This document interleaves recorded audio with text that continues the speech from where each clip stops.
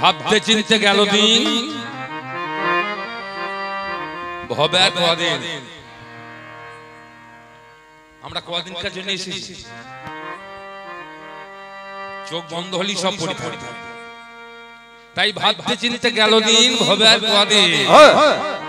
দেখতে দেখতে বেলা বসে গেল। যত আছেন কণ্ঠীধারী সকলকে আমি করজোড়ে অনুরোধ করি, মায়েরা দেন একবার উলুধ্বনি, বাবারা গৌরে প্রেমা।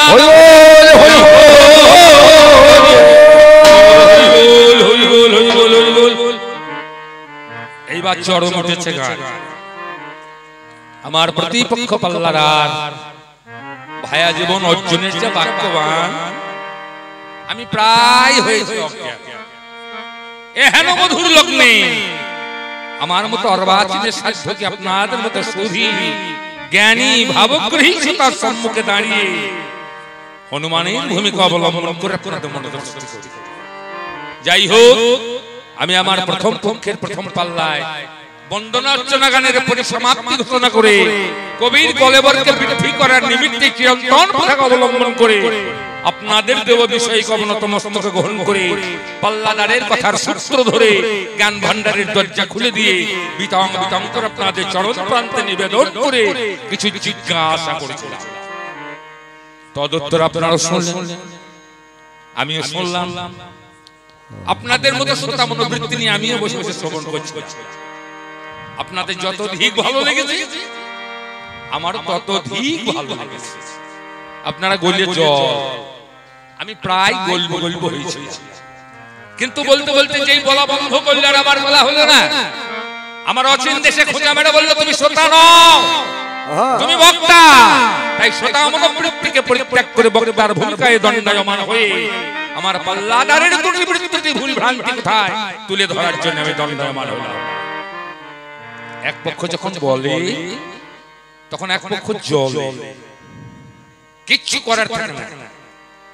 যার যখন চুলকুনি ওঠে, চুলকুতে চুলকুতে কাপড় ফোটা ওঠে, সে নিজে খেয়াল করে না। তাতে বেটা ছেলে হোক আর বেটি ছেলে হোক, যে চুলকোয় সেও আরাম পায় আর যে দেখে সেও আরাম পায়। আর একটু হলি হয়। আমি আমার পাল্লার জবনিকা করার আগে কিছু দাবি রেখেছিলাম।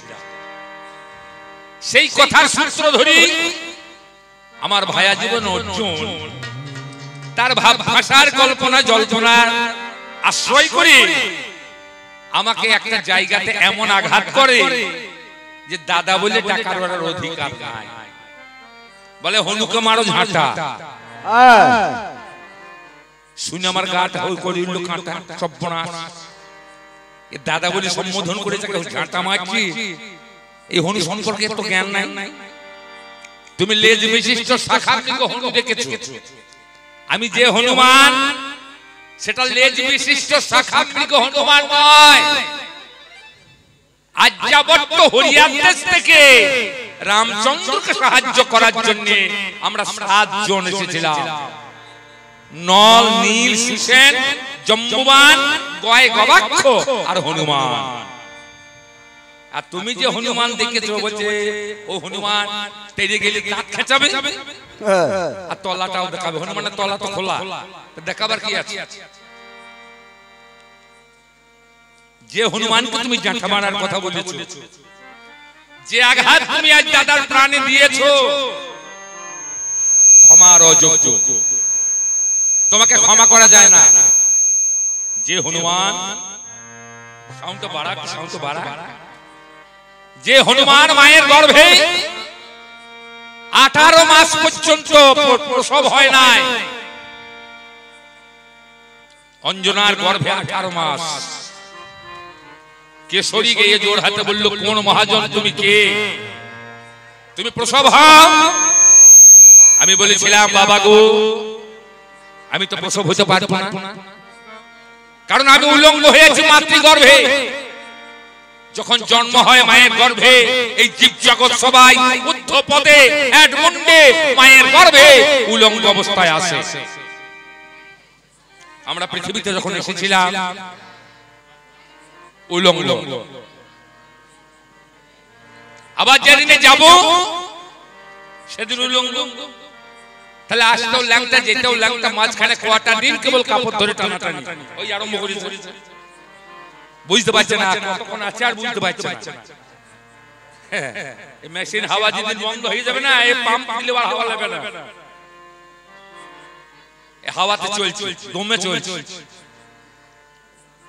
আমি তো প্রসব হব না, তাহলে কি হবে? তোমার নারী হত্যা পাপ হবে, ব্রহ্ম হত্যা, গো হত্যা, নারী হত্যা সম পাপ নাই। তা বললে তুমি আমাকে গুরু ডেকে এনে মন্ত্র দাও, আমাকে কৌপিন দাও।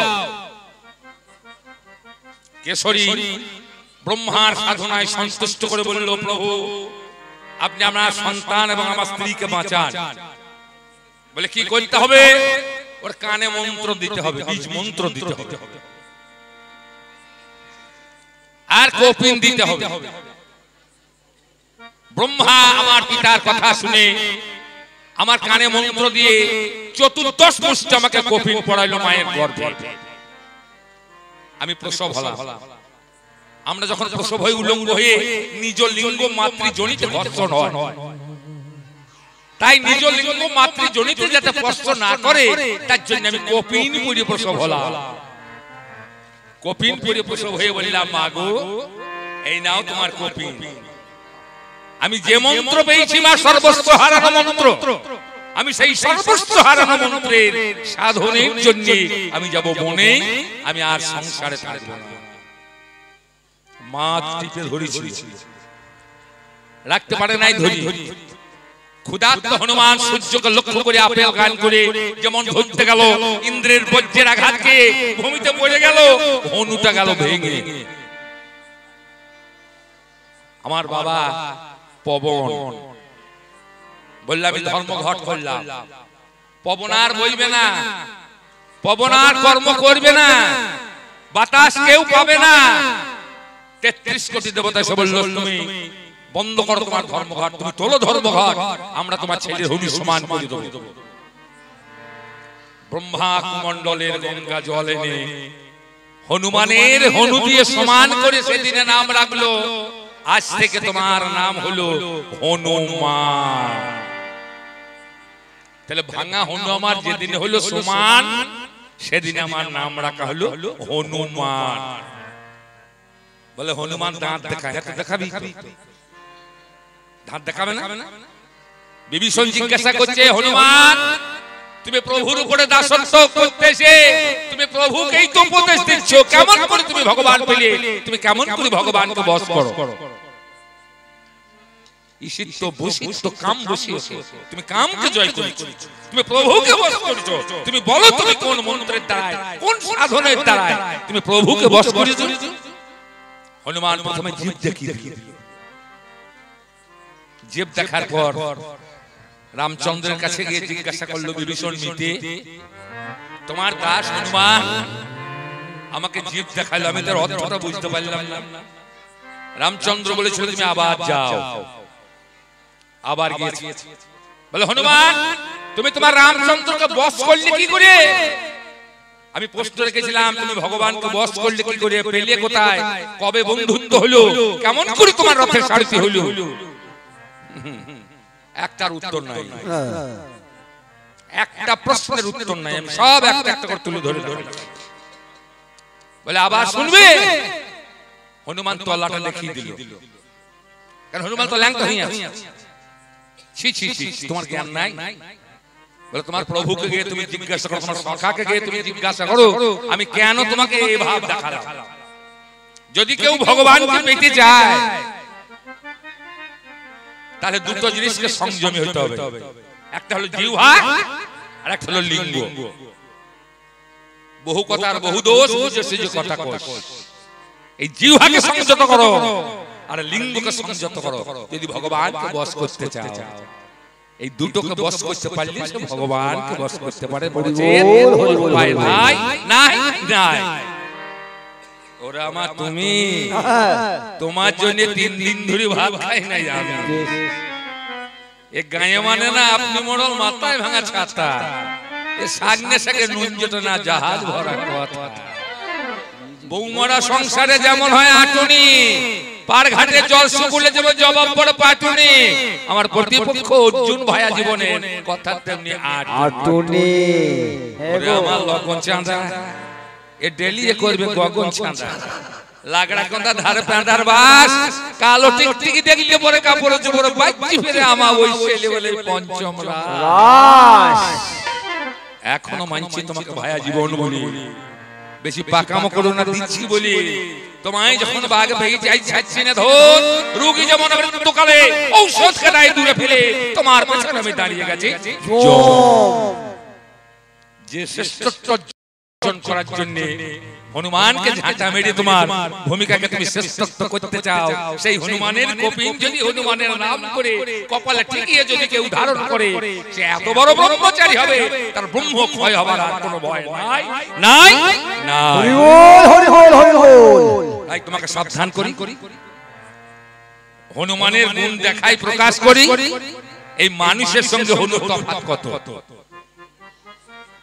আহার নিদ্রা মন্থন মানুষও খায় পশুও খায় মানুষ খেয়ে ওঠে খায় মানুষ খাবার পেলে আবার খায় কিন্তু পশু একবার পেট ভরে গেলে আর খায় না একবার উদর পূর্ণ হলে আর খায় না মানুষ বিছানা পেলেই শোয় বাদ পেলেই শোয় আর পশু নির্দিষ্ট জায়গা ছাড়া কোথাও শোয় না নির্দিষ্ট জায়গা ছাড়া পশু ঘুমায় না আর মানুষ বিছানা পেলেই শোবে বসতে পেলেই শোবে আর মৌথুন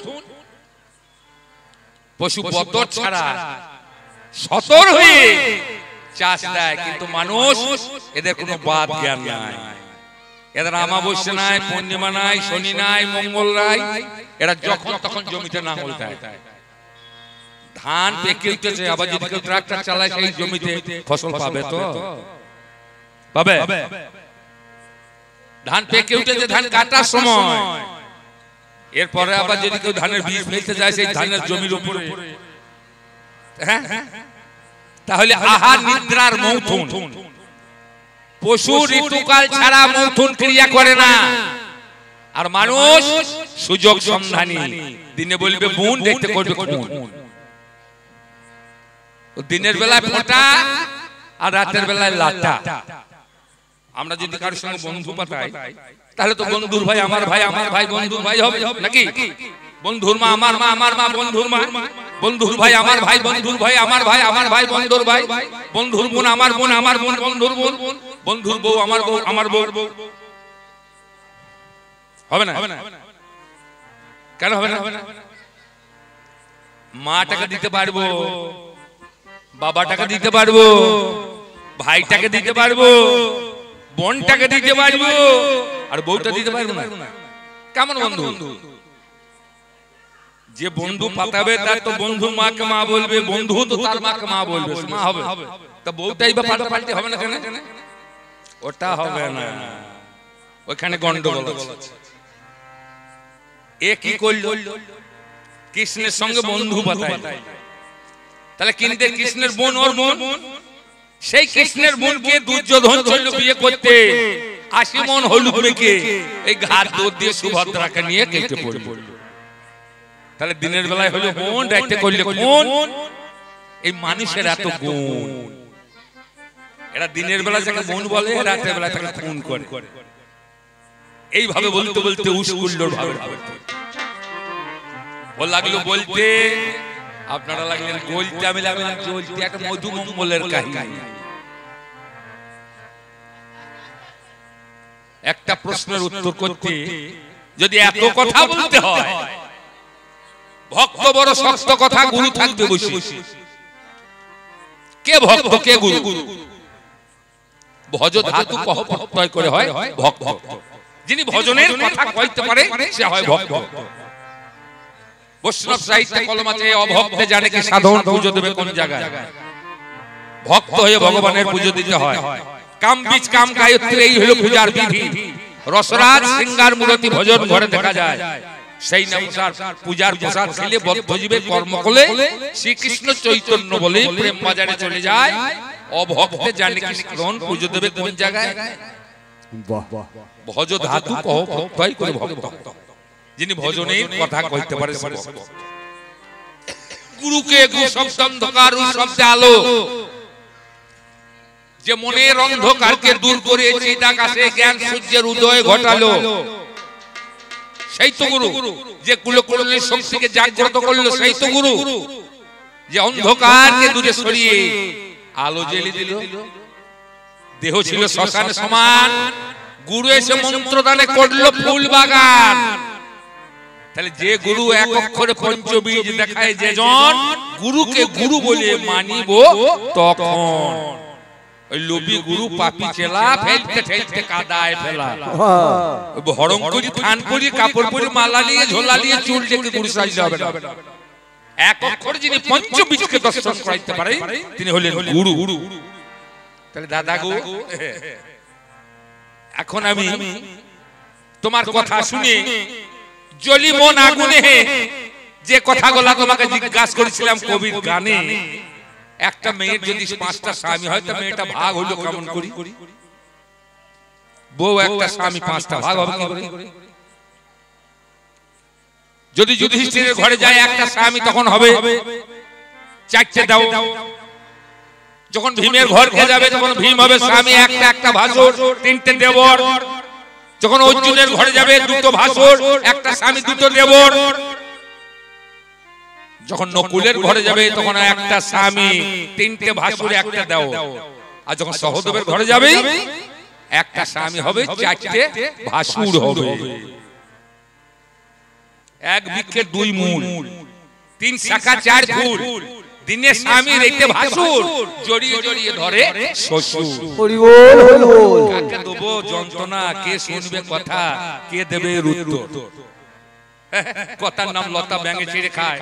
মা আই বড় থাকতে বিটি শ্বশুর বাড়ি যায়, বলে পাণ্ডবরা মরে নাই। কে বলে মরে নাই? 4 ভাই বক রাক্ষসের পুকুরে জল আনতে গিয়ে পাট ভাষা হয়েছিল। আপনাদের দেশে, আমাদের দেশে, ওনাদের দেশের সঙ্গে অনেক তফাৎ। আমাদের দেশে মেয়েরা বিধবা হলে শাঁখা সিঁদুর শাড়ি ফেলে। আমার মনে হয় ওনাদের দেশে মেয়েরা বিধবা হলে আংটি ফেলে। ও বললো না, 5 ভাইয়ে 5টা আংটি দিয়েছে বিয়ে করি, যে ভাইকে যখন মরবে সেই আংটিটা খুলে ফেলবে। আংটি খুলে বিধবা হয়। আমাদের দেশে 4 রকমের মেয়ে আছে, একটা বিধবা, একটা সধবা, একটা অধবা, একটা ধবধবা।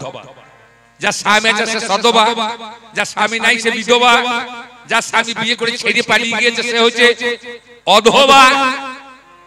এরকম মাল 4টে সব মেয়ে আছে, বিয়ে থা করে ছেড়ে দিয়ে পালিয়ে গিয়েছে। আর যার এখনো লাইসেন্স হয় নাই, সে হলো ধবধবা।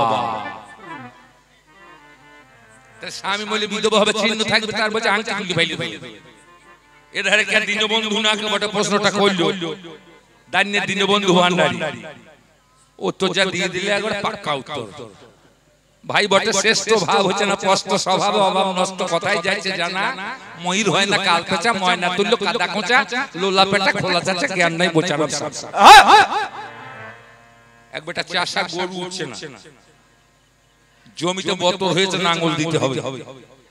গরু শালা বুঝতে পারছে চাষা যখন এত জুত করে খয়ছে আমাকে বহাবে।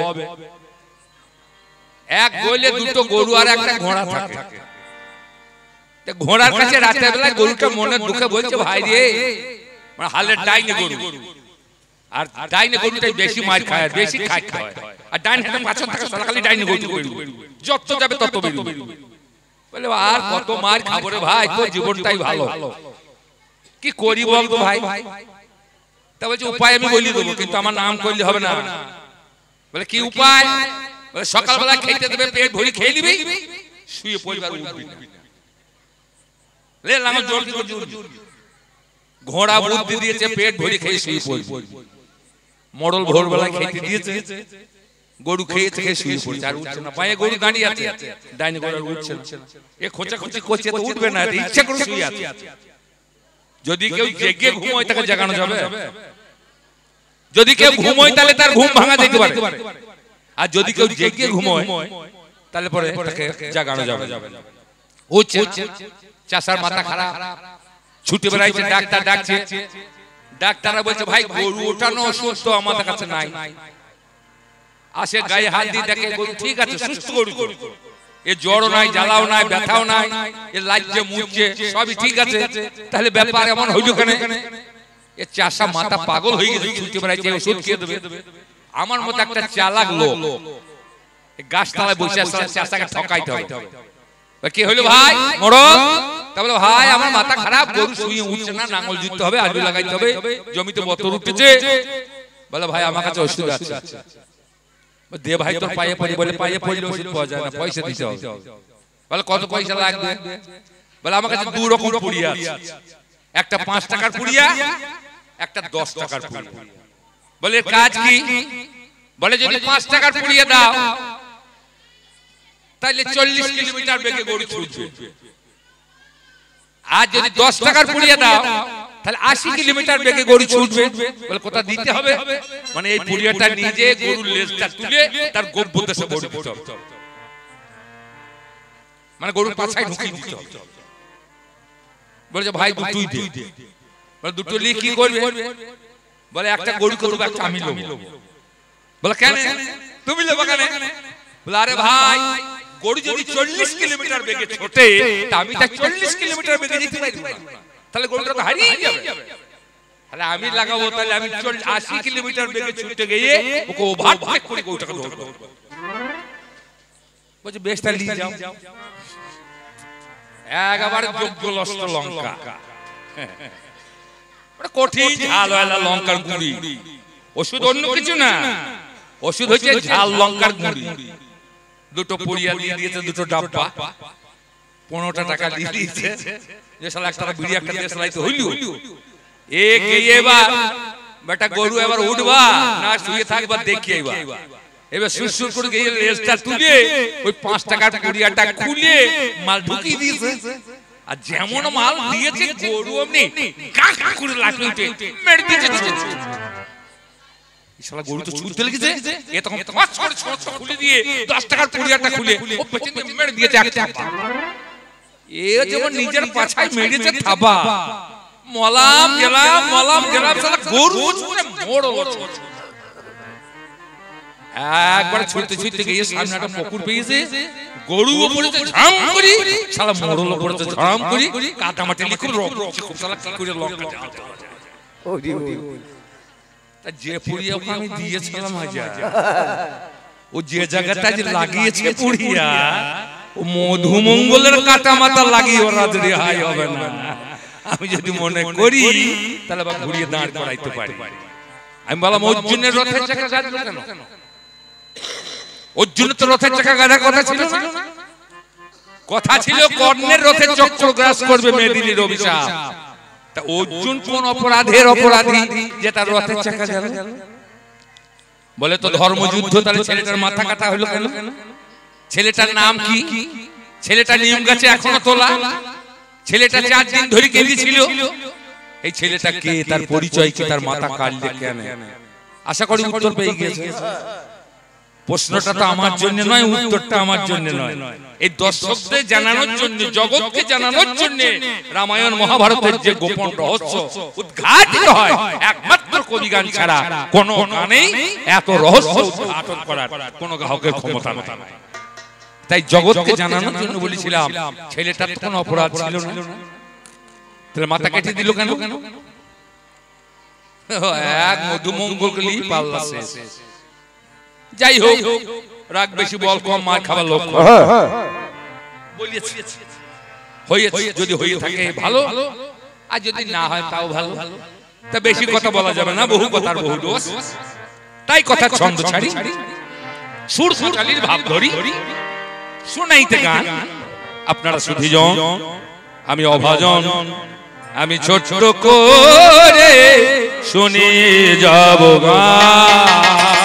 দরে না না না না, দরে না না না না, দেরে না না, দরে না না, দেরে না না না, দেরে না না, দরে না না না, দেরে না রে, দরে দরে দরে রে না না না, দেরে না না দরে রে না না, দেরে না না দরে রে না না, দেরে না না দরে রে না, দেরে না না দরে রে না না না, দেরে না রে, দে রে না না দাই রে না রে না রে দে রে না না দাই রে না না।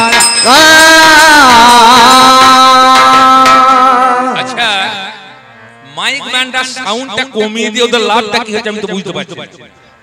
আমার ভালো লাগছে না মাইক, আমি বহু মাইক গান করলাম বহু জায়গাতে, কিন্তু আমার কানই লাগছে না, কথা আমি বুঝতেই পারছি না কি বলছি। এই একটা খারাপ লাগলো এখানকার মাইক। আর একটা খারাপ হলো এই বড়া গাঁ, এই মা বহুদিনকার জাগান তো মেয়েরা উলিও দিচ্ছে না আর ছেলেরা হরিও বলছে না। এই দুটো জিনিস কিন্তু খুব খারাপ লাগলো। যে বীরভূমে পদ্মাবতীর গর্ভে নিত্যানন্দ জন্মগ্রহণ করে জগৎকে মাতাইলো হরি নামে, সেই বীরভূমের মানুষ হয়ে আমরা হরি বলতে পারছি না। আর মায়েদের তো মুখে উলি উলি ঝগড়া করছে, গল্প করছে, গন্ডগোল করছে। আর মাইক ওয়ালারা মাইক তুলি কুচ কুচ কুচ কুচ করে খালি কমিয়ে কমিয়ে 12টা বাজাইছে। এখানে টং টং করে শব্দ উঠবে মাইক, তবে তো গ্রাহকের গলার কাজ হবে। এই মাইক বাজাইতে জানা না, অচল ছেলে বসে মনিটর দাও, মনিটর সাউন্ড মাইকের কোনো কাজই হচ্ছে না। দারে না রে না না না রে না না দে রে না না রে না না তা না রে দেই রে না না তা না না না। ওপরে ভগবান, নিচে মাইক ম্যান, তবে হবে ভালো গান। ভগবান যদি আশীর্বাদ করে তবে গান ভালো হবে, আর মাইক ম্যান যদি ভালো হয় তবে ভালো গান হবে। আমি যত বড় পণ্ডিত হই, এই মাইক যদি কমিয়ে দাও, মাইক দিয়ে খেলা করো, তাহলে আমার গান ভালো লাগবে না। আপনারা জানেন পানের মতো স্বাদ হবে কি। বাবা বাবা, ও কবিয়াল, আমিও কবিয়াল। ও অভিনয় করছে, আমি অভিনয় করছি। পান যেমন দেখতে, পাকুড় পাতা তেমন দেখতে, কিন্তু খাবারের সময় স্বাদটা কিন্তু এক হবে না। তাই বলি পানের মতো স্বাদ হবে কি, ওই না পাকুড় পাতাতে, পাকুড় পাতাতে।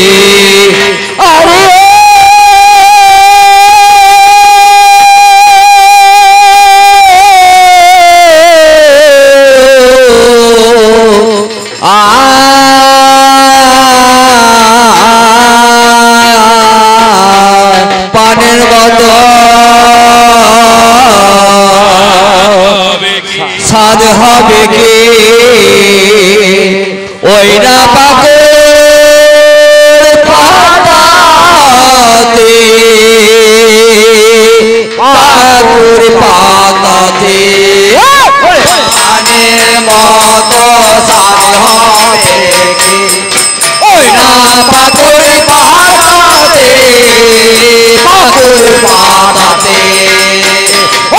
পানের মতো স্বাদ হবে কি, ওই না পাকুড় পাতাতে, পাকুড় পাতাতে। পানের মতো স্বাদ হবে কি, ওই না পাকুড় পাতাতে, পাকুড় পাতাতে। পানের মতো স্বাদ হবে কি, ওই না পাকুড় পাতাতে, পাকুড় পাতাতে। হবে হবে কি হবে না। তাতে চুন সুপারি খয়ে জর্দা, তাতে চুন সুপারি খয়ে জর্দা, যতই মিশাও না তাতে।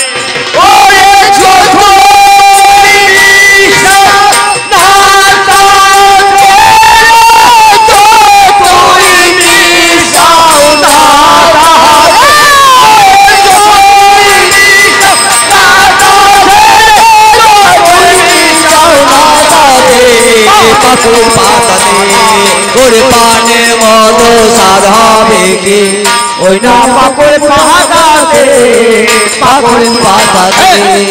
ওরে পানের মতো স্বাদ হবে কি, ওই না পাকুড় পাতাতে, পাকুড় পাতাতে।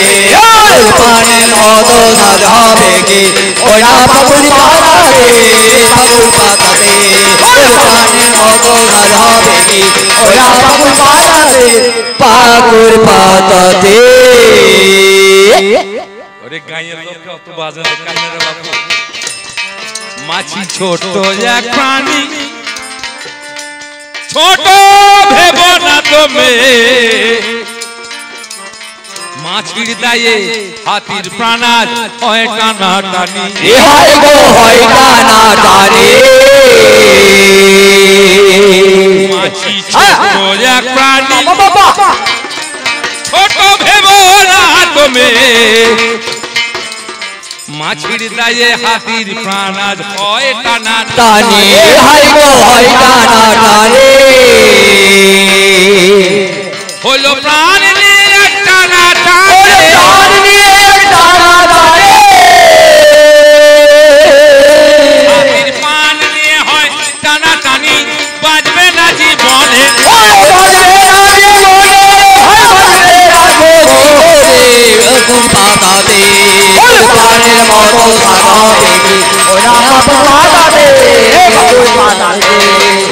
প্রাণের মতো সাজাবে ওরা পাতাতে প্রাণের মতো সাজাবে কি ওরা পাকুর পাতাতে প্রাণের মতো সাজাবে কি ওরা পাকুর পাতাতে প্রাণের মতো সাজাবে কি ওরা পাকুর পাতাতে আপনাদের মনে মনে সন্দেহ হয়েছে না হাতি কত বড় আর মাছি কত বড় একটা মাছি হাতিকে মাছ কেমন করে হলো সম্ভব আগে বলে যাই মাছির জন্য হাতির মরণ হয়েছিল ভাই কেমন করে মারলো মাছি ওই না হাতিটারে সেই কথাটা বলি আমি আগে প্রকাশ করি রাজার হাতি রাজার বাগানে একদিন গেল টনাটনি নামে পাখি বাসা বেঁধেছিল তারা বাঘ ছাড়ে কে দূর গেছে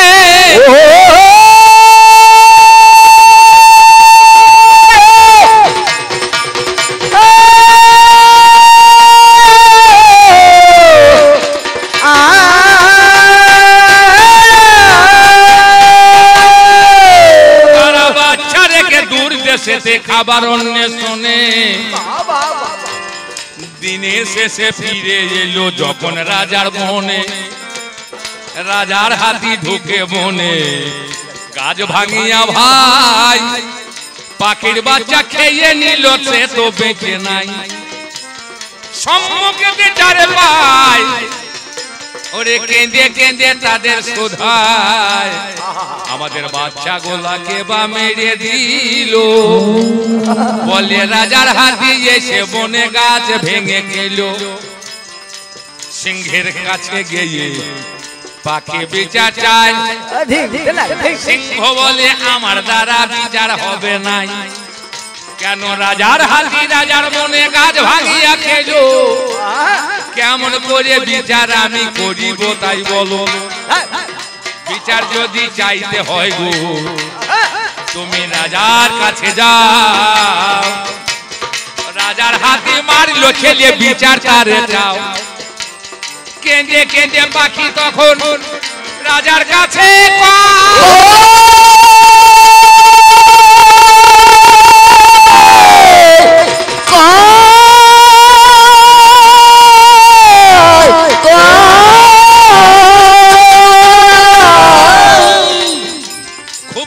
পাখি নয়ন জলে বুক ভাসিয়ে রাজার কাছে কাতর আর্তনাদে বলছে রাজা মশাই কোন অপরাধের অপরাধে বললাম গো আমি কেন আপনার হাতে আমার বাচ্চা মারলে বিচার চাইয়া যাবে কিন্তু পাখির ভাষা মানুষে কি বুঝিবারে পারে না বিচার রাজা করে পাখি এলো ফিরে বনে ফিরে এসে বলে আমি এ দেশে না রব ওরে যে দেশেতে হয় না বিচার সে দেশে না রব যে দেশেতে হবে বিচার আমি সেই দেশেতে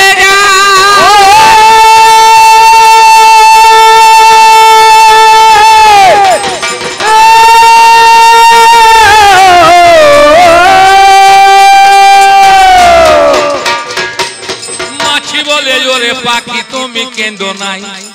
যাবে কেন? সিংহ বিচার করে নাই তা কি হয়েছে? রাজা বিচার করে নাই তাতেই বা কি হয়েছে? আমি তোমার করব বিচার ভেবে দেখো মনে। ওরে আপন রাজ্য ছেড়ে অন্য দেশে যাবে কেন? আরে তুই কি করে বিচার করবি? যে বিচার সিংহ করতে পারে না, যে বিচার রাজা করে না, সে বিচার সামান্য একটা মাছি হয়ে তুই করবি কি করি? আমি যা বলবো তাই করতে হবে। যখন শুয়ে রবে হাতি ওই না হাতি খালে, সুসুর করে ওরে বাকি তুমি যাবে চলে। তোমার চঞ্চ দিয়ে চোখের নিচে আঘাত করবে তুমি, দর দর রক্ত ঝরিবে যখন, অমনি আমরা দল বল বেঁধে সেইখানেতে যাব। সবাই মিলে বসে আমরা আছাই পেরিয়ে দেব, কিছু দিয়ে আসবো ওই হাতিরে। জানি গো সেইখানে তুমি চঞ্চ দিয়ে রক্তখানা বাহির করো কেন? এবার মাছির কথা শুনে হাতির কাছে বাকি গেল, তার ঠোঁটে দিয়ে রক্ত এবার চোখের নিচে ভালো টেনে ছিঁড়ে দিল, রক্ত ঝরলো।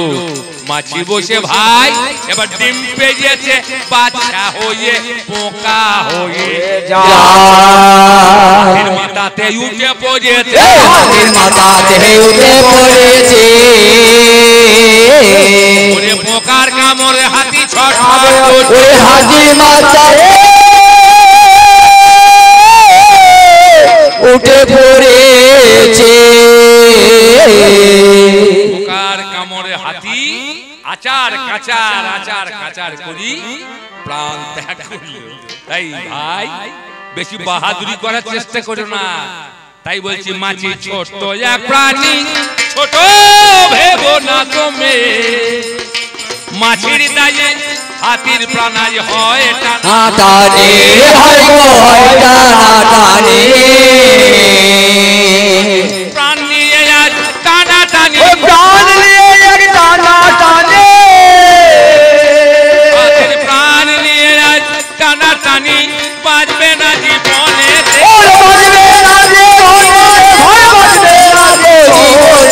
পাকুর পাতাতে ওর পানের মতো হবে কি? ওই না পাকুর পাতাতে, পাকুর পাতাতে রয়াল কাদরাতে সমান হয় না গো তাতে। মাঝির কাছে সদাই কদর রয়াল কাদরাতে, হাই গো রয়াল কাদরাতে। যে লোকটা লঙ্কা চালায় তাকে যদি বলে ঘি দান করছে আনো, কা বলে যাবো না। যদি বলে আল কাদার দান চলছে আনো, ছুটি চলে যাবে। কারণ মাঝি ঘিয়ে দরকার নাই, আল কাদরা পেলে নৌকায় লাগাবে, জলে ঘুম ধরবে না। তাই ঘি আল কাদরাতে সমান হয় না গো তাতে। মাঝির কাছে সদাই কদর ওই আল কাদরাতে, ওরে আল কাদরায় ঘোড় সামালতে পারে, আল কাদরায় ঘোড় সামালতে পারে, ঘিয়ে পারে না, ঘিয়ে পারে রাতা দেখো, ঘিয়ে পারে, ঘিয়ে পারে রাতা দেখো, ঘিয়ে পারে রাতা রে। পাকুর পাতাতে ওরে পানের মতো স্বাদ হবে কি? ওই না পাকুর পাতাতে, পাকুর পাতাতে। বেশ বলেছে ভালো কথা গো, শুনতে পেলাম কানে, ছোট্ট করে জানাইব আমার কবি গানে। ভগবানে পেয়ে ভাইয়া গো কেন যুদ্ধ করতে এলো? জিজ্ঞাসা করেছিলাম ভাই আমার কাছে বলো, তুমি কোনোভাবে যুদ্ধ করতে এলে ভাই বলো। তাই ভগবান যার ঘরে বাধা কিসের অভাব হয়, কিসের জন্য করে লড়াই? ও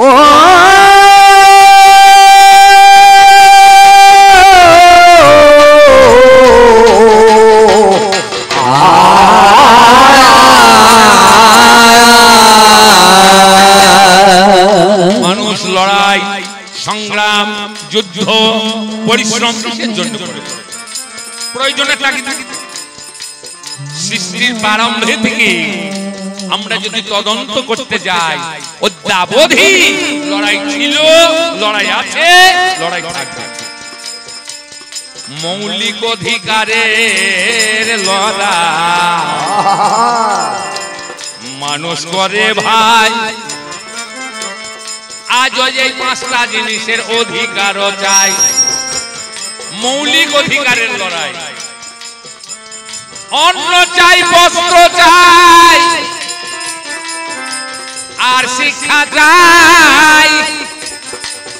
ও গো বাসস্থান আর আর শিক্ষা চাই।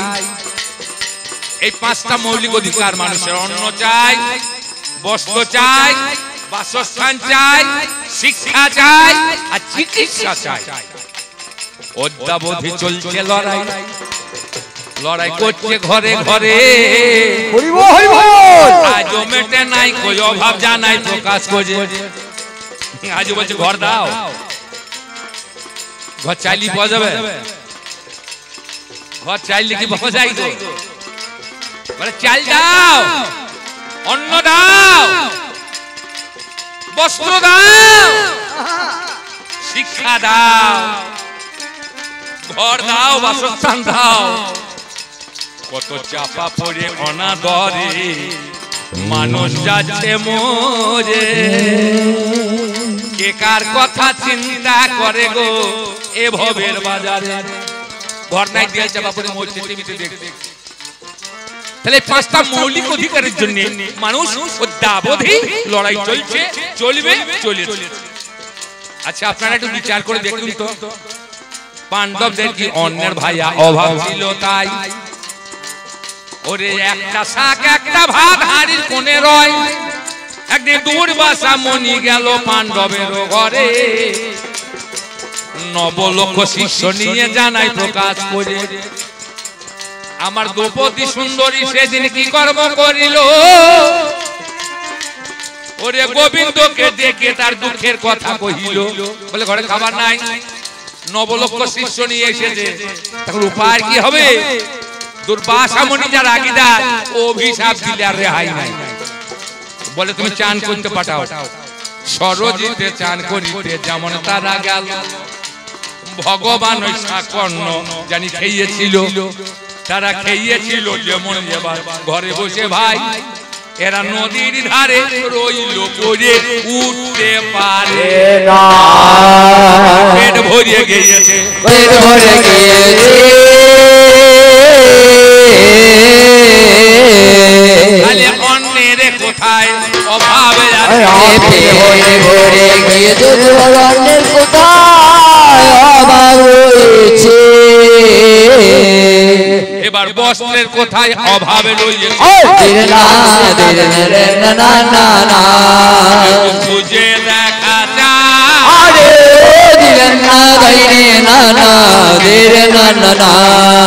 কপট পাশায় হেরে গেছে। এরা পঞ্চভাই।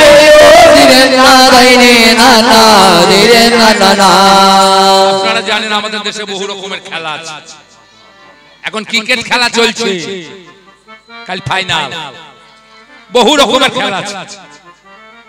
তো মানুষ নেশার বসে, ঝোঁকের বসে পাগল হয়ে যায়, খেলতে যায়। যদি কেউ জুয়ো খেলতে যায়, পকেটের টাকা হেরে গেলে হাতের আংটি দেয়, ঘড়ি দেয়, জামা দেয়, কাপড় দেয়, গেঞ্জি দেয়। শেষকালে থাকে একটা আন্ডার প্যান্ট কিংবা জাঙ্গিয়া। সে মনে মনে ভাবে সারা যদি একটা চাইলে আমি জয় করতে পারি, তাহলে সব মাল আমি ঘুরিয়ে ফেলাবো। সেই আশাতেই খেলতে খেলতে খেলতে খেলতে সব খেলতে খেলতে আন্ডার প্যান্টটাও বন্ধক দিয়ে দিয়েছে। এই যেমন আন্ডার প্যান্ট বন্ধক দিয়েছে, অমনি গুটি চাল দিয়েছে, হেরে গিয়েছে। খেলোয়াড় বলছে ভাই তোমাকে তো ছাড়বো না, আন্ডার প্যান্টটা কেটে নিয়েছে, এর বাড়ি যেতে পারে না, বাড়ি যেতে পারে না। একদিন কৌরব পাণ্ডব পাশা খেলা হলো, রাজ্য গেল, গোধন গেল। শেষকালে করলো কি, ওই আন্ডার প্যান্ট দ্রৌপদী বউটাকে পাশা চালিয়ে ধরিয়েছিল, পাশা চালে ধরিয়েছিল, আন্ডার প্যান্টটা বন্ধ দিল, পাশা ছেড়ে ওই আন্ডার প্যান্টটা বন্ধ দিল। কেমন মানুষ বোকা দেখছেন, সব দেবে আন্ডার প্যান্টটাও বন্ধ দেবে। যখন আন্ডার প্যান্ট বন্ধ দিতে হেরে গিয়েছে দ্রৌপদী, তার ওদের নাই, ঘরে বসে আছে। দুঃশাসনকে দুর্যোধন আদেশ করছে, দুঃশাসন ওরে ধরে যান, ধরে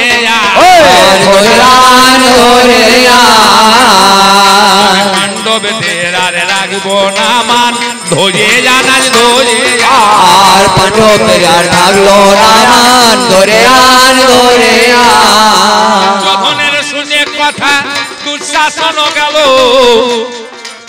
দ্রৌপদীর কেশা কর্ষণ করে সভাতে জানিল, সভায় এনে দাঁড় করাইয়ে কি বা কর্ম করে, দুর্যোধন বলো ভাইয়া ওর ধরো রে কাপড়ে, পঞ্চলিঙ্গ ভবে বেশ্যা এ বেশ্যা নারী ভাই,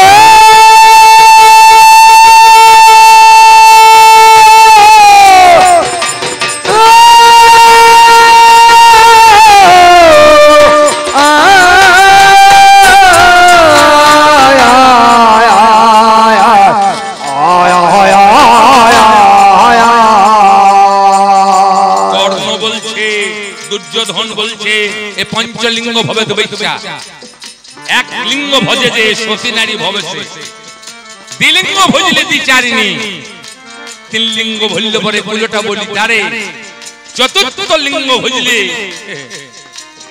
শৈরিণী, পঞ্চলিঙ্গ ভবে বেশ্যা শাস্ত্রের মাঝে শুনি, দাও খুলে দাও গায়ের বসন, দুঃশাসনে কয় জোর করে দুঃশাসন এবার কাপড় ধরিয়ে ভাই, এবার কাপড় ধরিয়ে দুঃশাসন টানিতে লাগিল, অসহায় দ্রৌপদী গো কি করিবে বলো, বাঘের মতো পঞ্চস্বামী বসে তারা রয়, তাদের বউর কাপড় খুলে ল্যাংটো করছে, এদের মনে নাই ভয়। পাঁচটা বাঘ বসে আছে, যুধিষ্ঠির, ভীম, অর্জুন, নকুল, সহদেব, ওদের বউকে ল্যাংটো করছে, এরা মাথা নিচু করে বসে আছে, কিছু বলতে পারছে না, আর যারা করছে তাদের ভয় নাই, কারণ তারা জিতে নিয়েছে।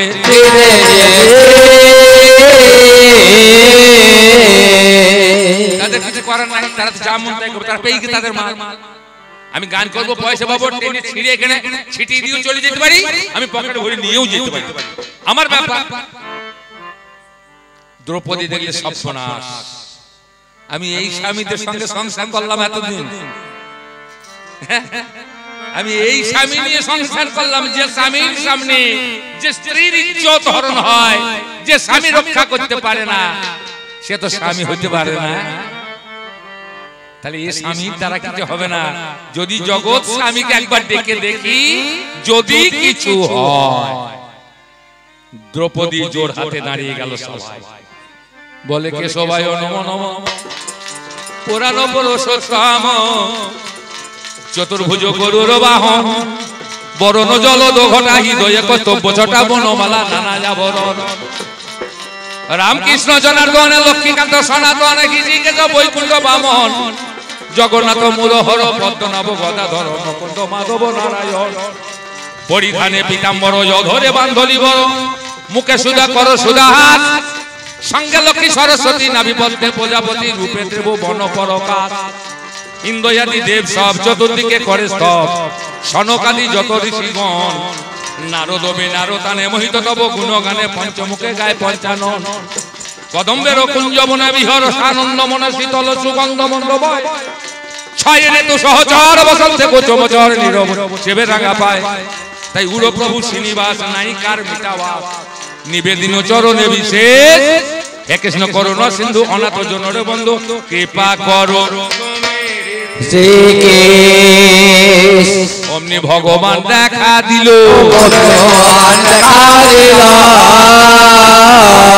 দ্রৌপদীর কাপড় জুগিয়ে দিল, দেখা দিল। তাহলে ভাতের অভাব নাই, কাপড়ের অভাব নাই, দুটো হইল। আচ্ছা ঘরের অভাব আছে? একই পাথর, জল না ডাঙ্গা, এমন কষ্টি পাথর লাগানো আছে, ইন্দ্রপ্রস্থ খান্ডম্বন দহন করে করা হয়েছে। সেখানে সাধারণ মানুষ গেলে কাপড় তুলে ঢুকতে যাবে, মনে করবে জলে পড়ে যাবে। তাহলে ঘরের অভাব নাই। শিক্ষা, যাদের ভগবান সখা, ওর ভগবানের থেকে আর বড় মাস্টার কেউ আছে? কবি গান খুব হিসাবের গান। চিকিৎসা, যাদের ঘরে ভগবান বাঁধা, তাদের ঘরে জম যেতে পারবে কি? আমি অন্যায় বলছি? যাদের ঘরে ভগবান বাঁধা, তাদের ঘরে কি জম যেতে পারবে? তাহলে তোমাদের অভাব ছিল না, তোমাদের অভাবটা ঘটিয়েছে।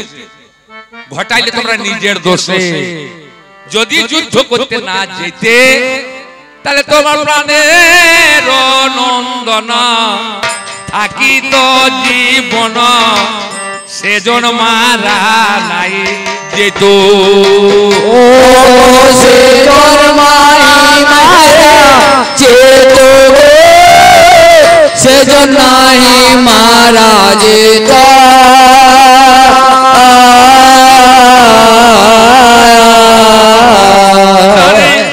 সপ্তরথী ঘিরে মেরে দিল তারে, সতরথী ঘিরে মেরে দিল তারে।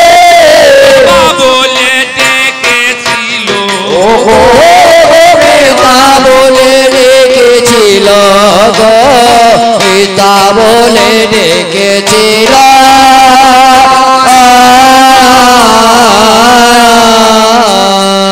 অর্জুনের পুত্র অভিমন্যু যেদিন সপ্তরথী ঘিরে মারছি, সেদিন অভিমন্যু বলছে, বাবা আমাকে বাঁচাও, মামা গো, কৃষ্ণ মামা তুমি আমাকে বাঁচাও। ভায়া অর্জুন কোথায় ছিলে?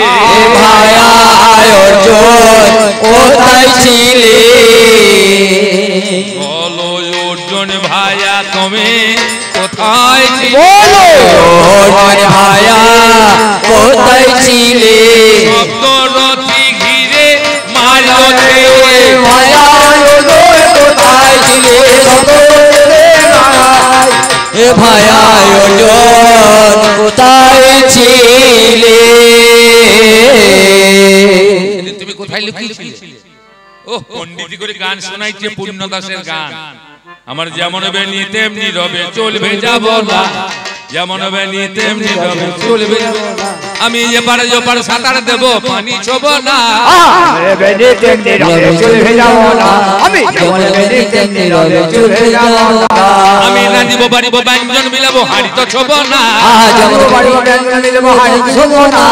যেমন বেনি তেমনি রবে চলবে যাব না, যেমন বেনি তেমনি রবে চলবে যাব না। আমি সামনের মুখে ভেঙে নাচাবো, খাইতে দেব না। সামনের মুখে ভেঙে খাবো, খাইতে দেব না। যেমন বেনি তেমনি রবে চলবে যাব না, যেমন বেনি তেমনি রবে চলবে যাব না। কোচার জল মর কোচায় মরিবে, গড়িয়ে পড়বো না।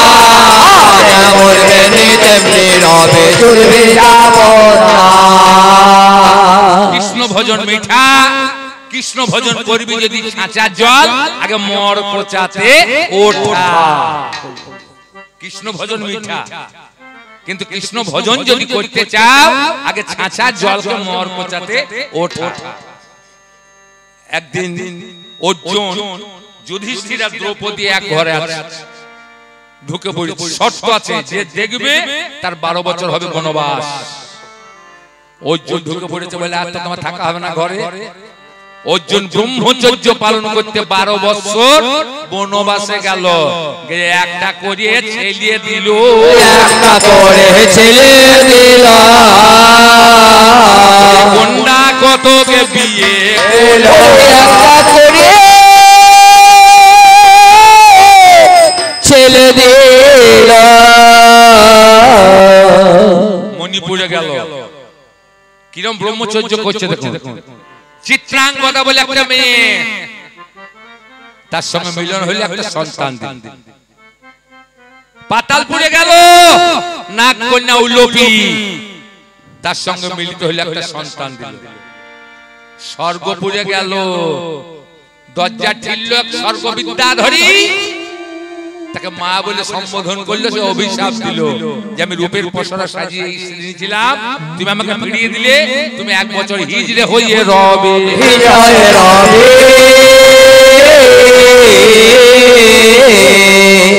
যে লোকটা ব্রহ্মচর্য পালন করার নামে সন্তান দান করে, যে লোকটা ব্রহ্মচর্য পালনের তরে স্বর্গবিদ্যাধরীদের নৃত্য দর্শন করে তাদের মনোবাসনা পূর্ণ করতে না পেরে মাথায় অভিশাপ নেয়, সে কেমন করে ব্রহ্মচারী, কেমন করে ব্রহ্মচারী। আমি দিলাম কথা প্রকাশ করে কেমন করে ব্রহ্মচারী। আসলে আমার ভাইটা 10 নম্বর বোকা। আমাদের দেশে 10 নম্বরের বোকা আছে বাবা। তবে কার ঘরের লোক ক নম্বরে, তার ঘরের লোক বলতে পারবে, আমি বলতে পারবো না। আপনারা বিচার করে নেবেন কে ক নম্বরের মাল। আমি যে 10টা নম্বরের কথা বলবো তার মধ্যে প্রত্যেককেই পড়তে হবে, নারী পুরুষ কেউ বাদ পড়বে না। তবে কে ক নম্বরের মাল তাকে নিজে নিজে বুঝতে হবে।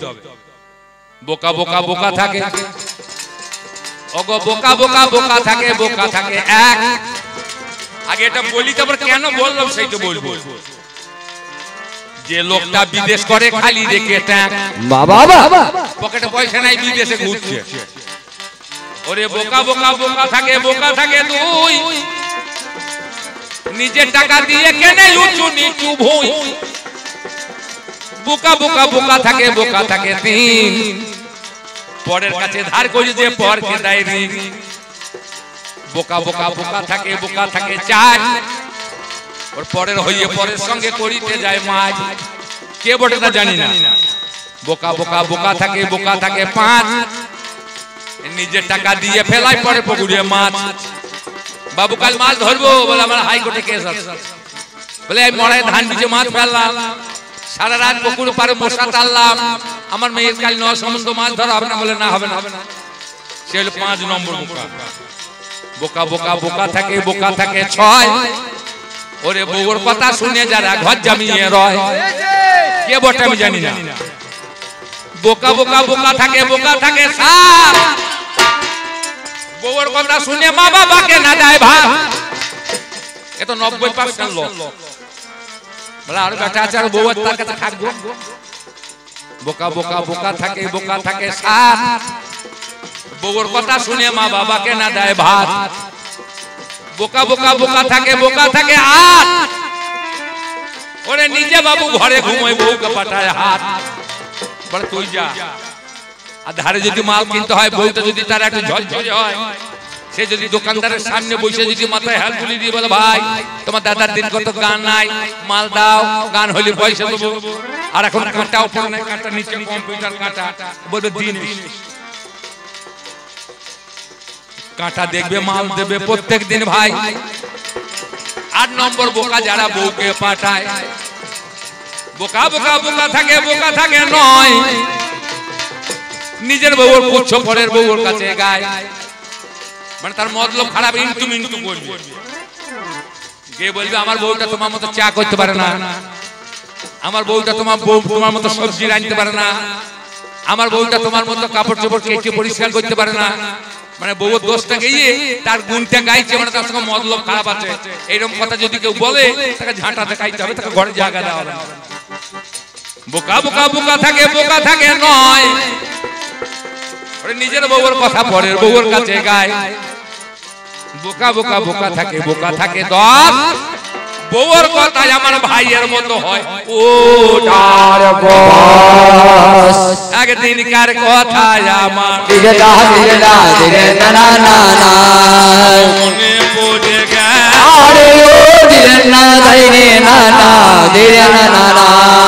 অর্জুন দ্রৌপদী সঙ্গে এলো ধীরে না ধীরে না ধীরে না না না না মনের মাঝে গা আরে ও ধীরে না ধীরে না না ধীরে না না না একান্ত কাননের কথা আমার পড়ে গেল মনে একটা গাছে একটা আম ধরিয়েছিল বনে এত বনে এত গাছ গো এত আম ধরার কথা কিন্তু তা ধরে নাই প্রত্যেক দিনই একটা করে সেই গাছে আম ধরে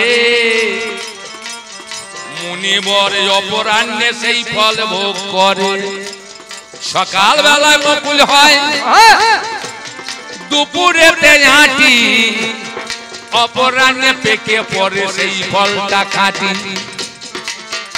এবার দ্রৌপদী দেখেছে আম অকালেতে ধরে মেয়েদের জীবের রসে পড়িয়ে গেল টক জিনিস দর্শন করি মায়েরা টক জিনিস দর্শন করলে তাদের জীবে জল সরে যায় সুর করে কাছে গেই ওর জন্য রে কয় ও গো আমার প্রিয় তোমা তোমার কাছে গাই অকালে ধরেছে আম দেখিবারে পাই ও গো আমার প্রিয় তোমা আমটা পারা চাই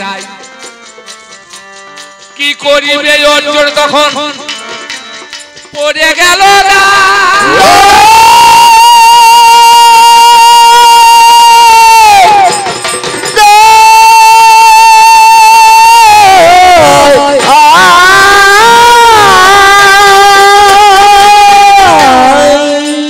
দ্রৌপদীর কথা শুনে গাছ তলাতে যায়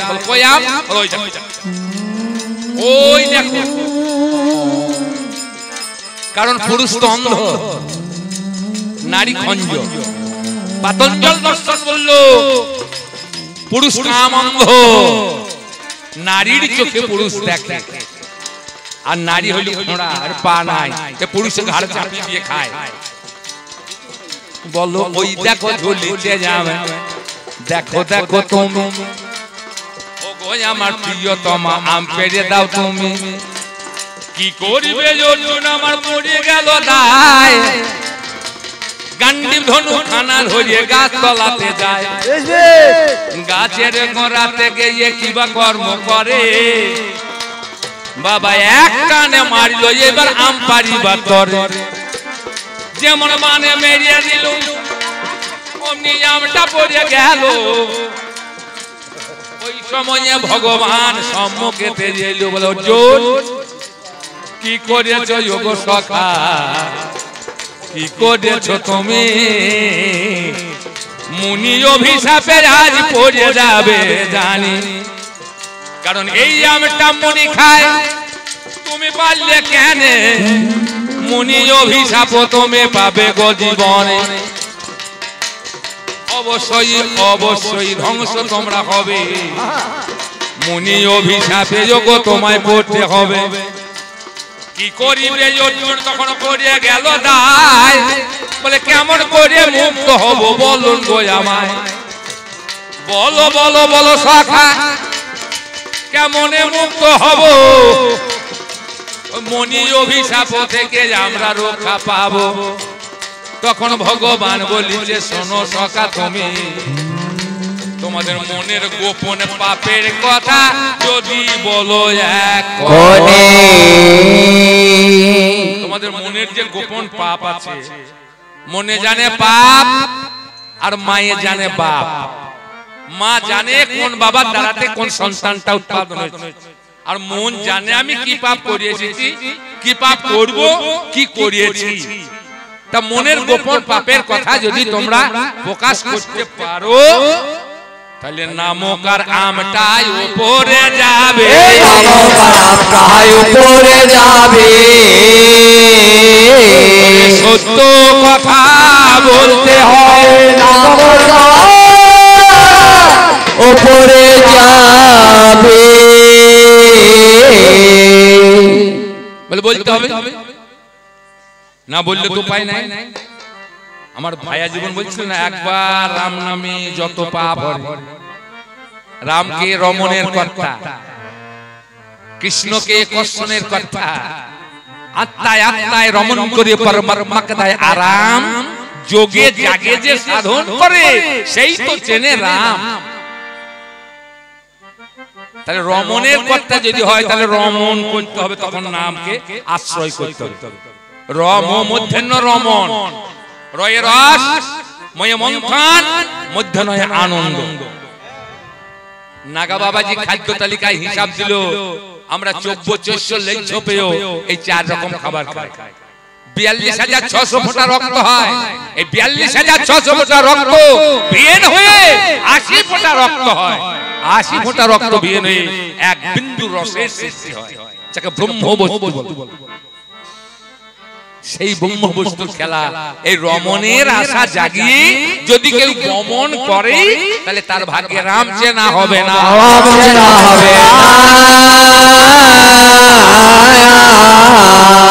আমার জগৎবাসী রমণের আশা করে যায়, রমণ করবো বলি 5 মিনিটে গমন করে ফিরে আসে, তাদের রাম চেনা হবে না।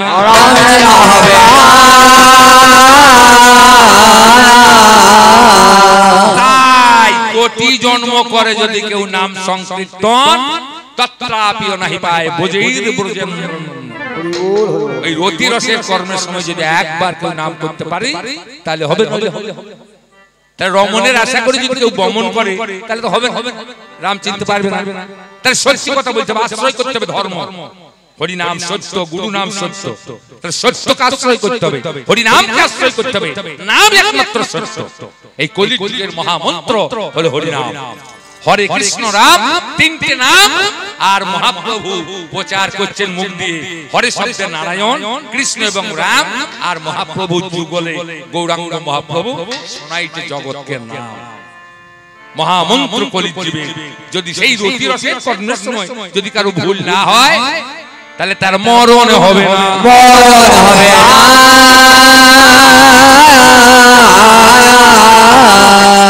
কি করিবে অর্জুন আমার দায়ে পড়ে গেল, আরো 4 ভাইকে তখন ডেকে জানা হলো।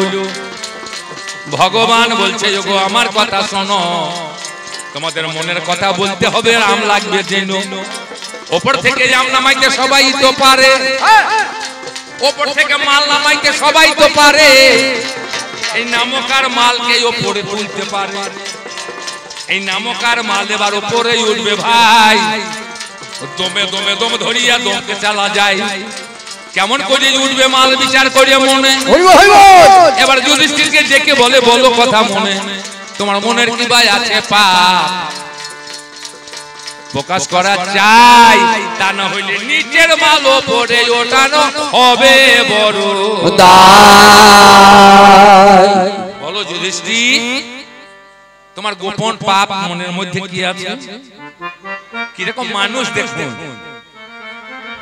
আপনারা মানুষের চরিত্র দেখুন।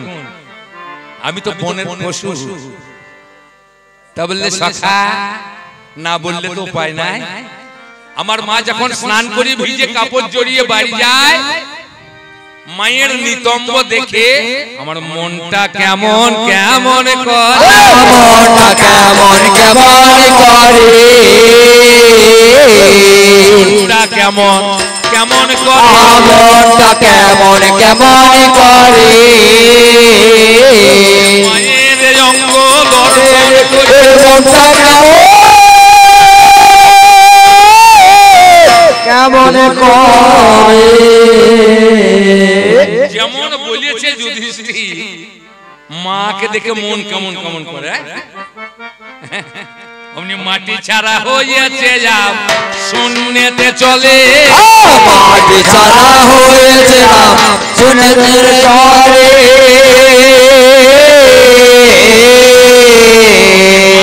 ছাড়া হয়েছে যাব শূন্যতে চলে, মাটি ছাড়া হয়েছে যাব শূন্যতে চলে।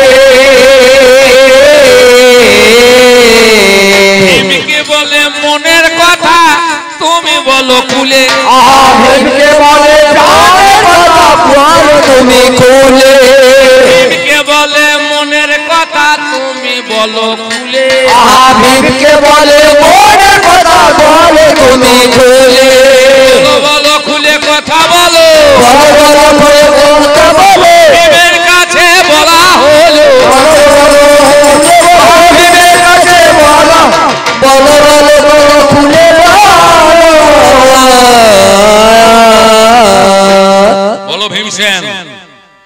গোপন পাপ কি আছে বলো? ভীম বলছে সখা না বললে তো উপায় নাই, আমার নাম বিকদর, বিকট নামনি অগ্নি আমার উদরে সব সময় জ্বলছে, আমি খাবার পেলেই গপ গপ করে খাই, নিবেদন করতে মনে থাকে না। শাস্ত্রে প্রমাণ আছে যে ভদ্রলোক ভগবানকে নিবেদন না করে খায় সে হলো চোর। তা আমার নিবেদন করতে মনে থাকে না, কিছু খাওয়ার পর পেটটা ঠান্ডা হলে ওই উচ্ছিষ্ট খাবার তোমায় নিবেদন করি।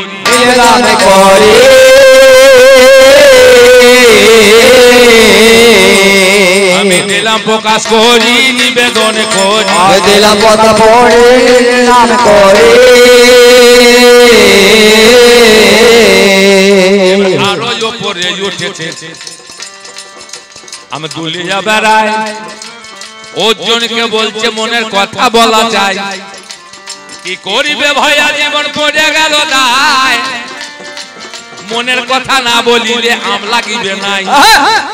অর্জুনেরও কাছে গিয়ে ভগবান কয় বলো বলো বলো সখা নাই কোনো ভয়, কি করিবে অর্জুন এবারে আস্তে আস্তে এলো, বলে মনের কথাই আমি কি বলিব বলো, আমি কত কষ্ট করে আমি দ্রৌপদীরে পাই, নিজে লক্ষ্য করে ওপরে বান মেরেছে তাই, আমি লক্ষ্য ভেদ করেছে দ্রৌপদীরে পাই, এমনি এমনি দ্রৌপদীরে আমি নাহি পাই।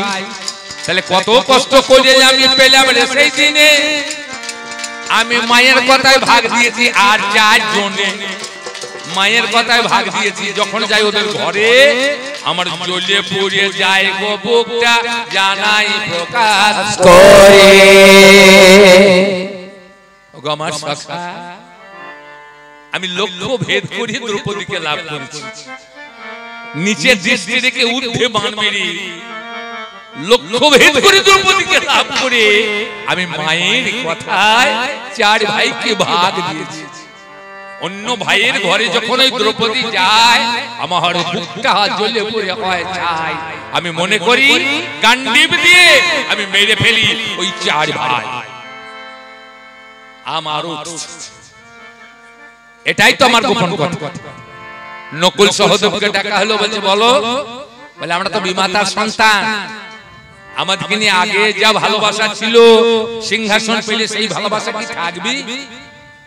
এটাই আমাদের গোপন পাপ, আম লাগবো লাগবো হয়েছে, একবারে লাগবো লাগবো।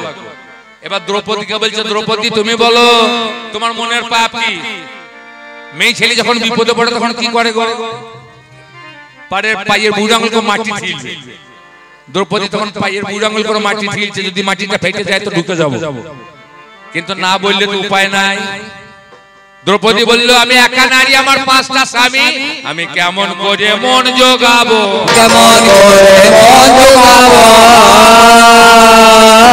এটাই আমার মনের ভাব, কেমন করে মন জোগাবো,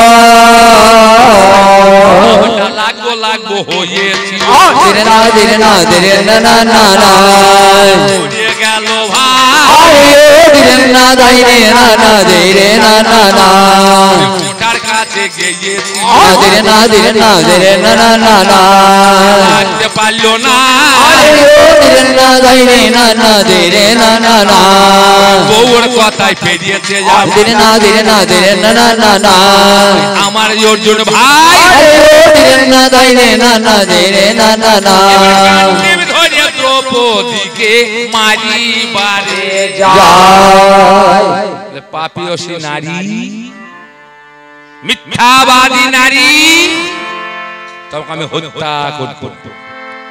কৃষ্ণ বলছে অর্জুন মেরো না, ওরে মেরো না, মেরো না তুমি মেরো না,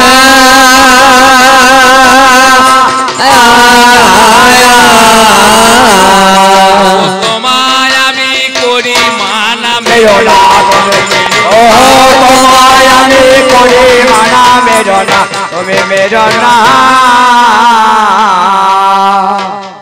কৃষ্ণকে দ্রৌপদীর কাছে বলল যজ্ঞসেনী, দ্রৌপদ রাজার ঘরে যজ্ঞের মাঝখানে যার জন্ম সে তো সাধারণ নারী নয়, যজ্ঞসেনী বলো বলো যাজ্ঞসেনী, তোমার মনের গোপন পাপের কথা কোনো ভয় নাই। দ্রৌপদী তখন বলল, সখা কর্ণ যদি হতো ওই কুন্তির নন্দন, তাহলে অভীষ্ট মন হইতো পুরো। ভাই রে, তোরা 5 ভাই একটা মেয়ের মনের পিপাসা মেটাইতে পারলি না, আমি তাই সংসার করি নাই। তারাই সংসার করি না,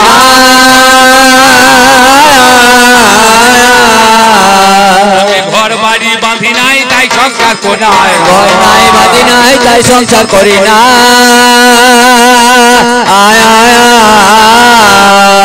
তবে একটা ছেলে মারলাম আমি,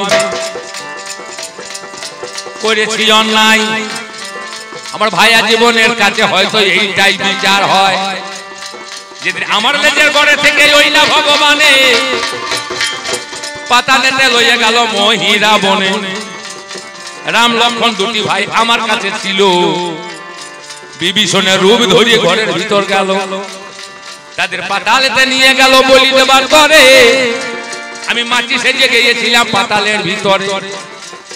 যত নারী গড়া নিয়ে জল নিতে যায়, বলি আজ দুটো বলি হবে রাজার ওই আলয়। মহিরাবন রাজার ঘরে নর বলি হবে, পাতাল ভৈরবী মায়ের আজি পূজা তবে। কি করিব মাটি সেজে ঘরা রোকনে, বসেছিলাম আমি গো আপন নয়নে। আমি দেখবো বলে গেলাম চলি ওই মেয়েদের সনে। এরা জল নিয়ে যত্ন করে ওই রাজারও ভবনে সার করালো রাম লক্ষ্মণে অতি যত্ন করে।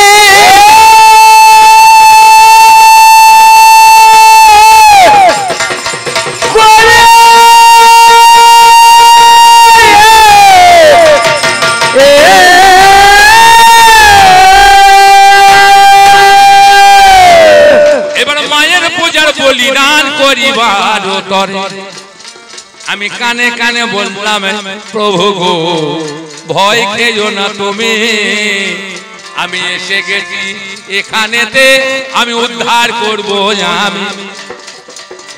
এই বলিয়া মহিরাবন রাম আর লক্ষ্মণে বলে মায়ের কাছে প্রণাম করো অতীব যতনে।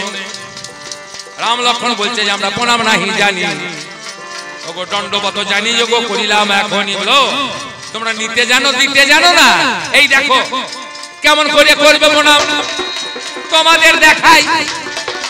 উগুড় হয়ে গলা বার করে মহিরাবন দেখায়। আমি মায়ের পিছনে ছিলাম লুকাইয়ে ভাই, ও যেমন প্রণাম দেখায় মায়ের কারা কেড়ে বসিয়ে দিলাম। জয় শ্রীরাম, জয় শ্রীরাম। এখন আবার জয় শ্রীরাম বলার উপায় নাই, এখন জয় শ্রীরাম বললি গুলি চলে আসবে। কিন্তু আমার অভিনয় আমাকে বলতে হবে, গুলি খেয়েও বলতে হবে জয় শ্রীরাম। মহিরাবন বলি হয়ে গেল। মহিরাবনের স্ত্রী চলে এলো, টুম্পা এসে আমার উপর আঘাত করতে মারলাম এক লাঠি, তো পড়লে একটা বাচ্চা বেরিয়ে।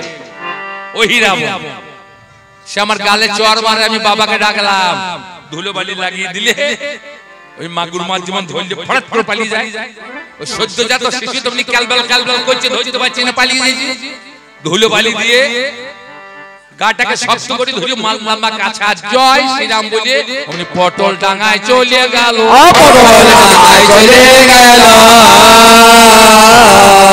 আমার প্রভুকে কাঁধে চলে গেল। আমি কার জন্য মারলাম? মালিক ট্রাক্টর কিনেছে, ড্রাইভারকে বলেছে জমি চষে আসুকা। ড্রাইভার জমি চষতে গিয়ে দেখছে ক্যাংড়া, গোগুলি, শামুক মাছ জমিতে। ড্রাইভার বলছে আমি পারবো না, চষতে সব মরে যাবে। আর এগুলো যদি না মারবি তা জমিতে চাষ হবে কি করে?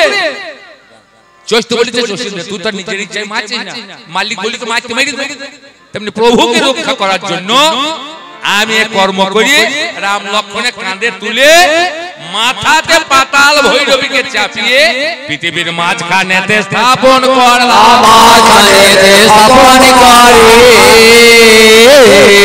পৃথিবীর মধ্যস্থান কোথায়? ক্ষীরগ্রাম, বর্ধমান জেলা ক্ষীরগ্রামে আমি পাতাল ভৈরবী মাকে স্থাপন করলাম। আজও সেই সুরঙ্গ আছে, কেউ যদি দেখতে চান তাহলে যেতে পারে। পাতাল ভৈরবী মাকে আমি তুলে আনলাম। আমি যদি অভক্ত হতাম তাহলে মাকে আমার সঙ্গে আসতো। আমি কি রাম লক্ষ্মণকে উদ্ধার করতে পারতাম? এই হনুমানের চরিত্র তুমি জানো না, এই হনুমানকে তুমি চেনো না, আর সেই হনুমানকে তুমি ঝাঁটা মারার চেষ্টা করছো। তুমি কটা ছেলের জন্ম দিয়ে, তুমি কয়েকটা বিয়ে করে, ভগবানকে বন্ধু করে তুমি মনে করছো ধরাকে সারা জ্ঞান করবে।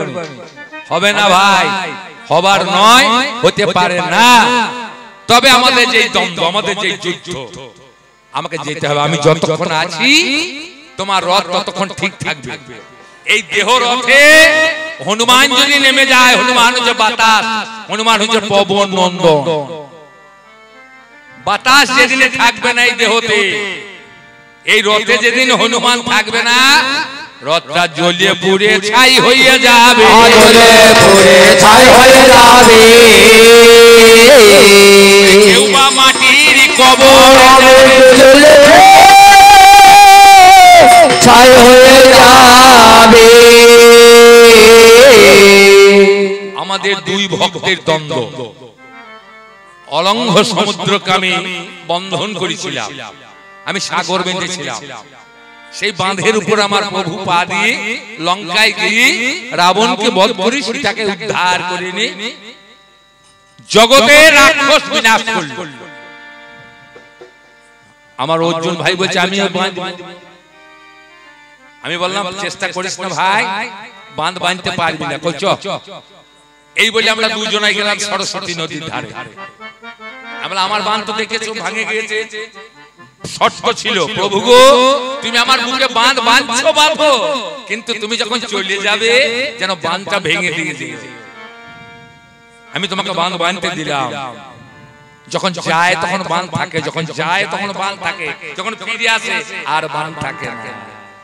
খুব ভেতরে কথা, যখন যায় তখন লঙ্কায় বাঁধ থাকে, লঙ্কায় থেকে যখন ফিরে আসে তখন আর বাঁধন থাকে না, আর বাঁধ থাকে না। প্রভু গো তুমি যাবার সময় বাঁধটা ভেঙে দিয়ে দিও। তাই রামচন্দ্র যখন ফিরে গেল বাঁধটা ভেঙে দিয়ে গিয়েছিল। আমি সেই ভগ্ন সেতুর তীরে বসে বসে গাইছিলাম রাম নাম। বললে আমি বাঁধ বাঁধবো, বেশ বাঁধবো, মানে এই বাঁধে বাঁধে আমি বাঁধ বাঁধবো। সরস্বতী নদীতে একটা বাঁধ দিয়ে ওই জন্য একটা বাঁধ বাঁধবো, বলে চেপে রাখ। বেশ তাহলে আমি চাপছি, দেখ ভাই বাঁধ জিতবে তো, আমার ভাই নিতে পারবে তো। আমি বিশ্বম্ভর মূর্তি ধারণ করি, সেই বাঁধের উপরে চাপলাম, জয় শ্রীরাম বলি। যখন বসলাম বাঁধের উপরে তখন সরস্বতী নদীর জল লাল হয়েছে, লাল হয়েছে,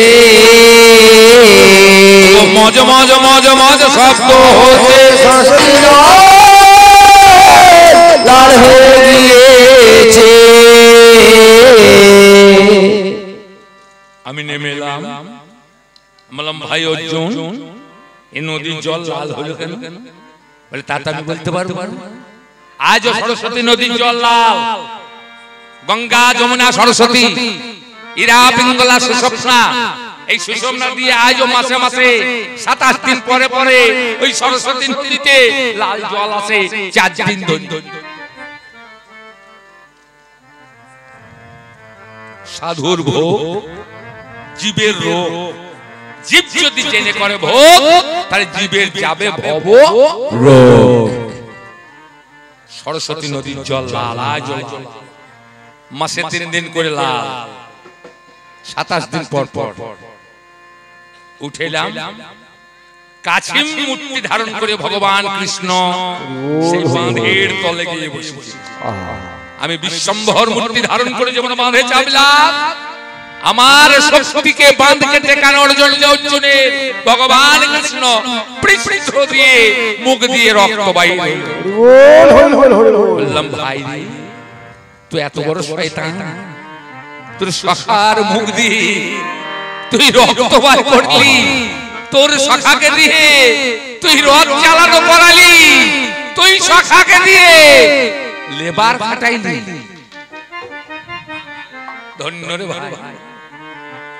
কৃষ্ণ উঠে এলো পারে, বলে হনুমান অর্জুন তোমরা দুজনাই সমান, যেই রাম সেই কৃষ্ণ সেই নারায়ণ, সত্যে নারায়ণ, তেতায় রাম, তারপরে কৃষ্ণ, আর কলিতে আসছে মহাপ্রভু। রাধা কৃষ্ণ এক আত্মা, দুই দেহধারী, অনন্য বিলাসের রস আস্বাদনকারী, সেই দুই একে চৈতন্য গোসাই ভাবাস্বাদিতে দোহে হলো একটাই। তোমরা দুজনাই সমান। আমি বললাম আমি মানতে পারলাম না, আমি মানতে পারলাম না।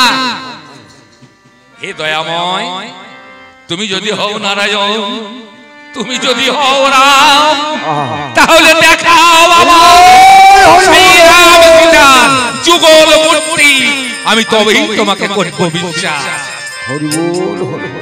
গোবিন্দ দায়ে পড়ে রুক্মিণীকে স্মরণ করে সীতা সাজিয়ে সরস্বতী নদীর পারে রাম সীতার যুগল মূর্তিকে করিলেন ধারণ। আমি দেখলাম রাম সীতা, আমার ভাইয়া জীবন দেখলো রাধা কৃষ্ণ, এই সরস্বতী নদীর পারে দুই ভক্তের মিলন। রাধা কৃষ্ণ এবং রাম সীতা আমরা দর্শন করি গৌরী প্রেমানন্দে। করিলাম সমাজ।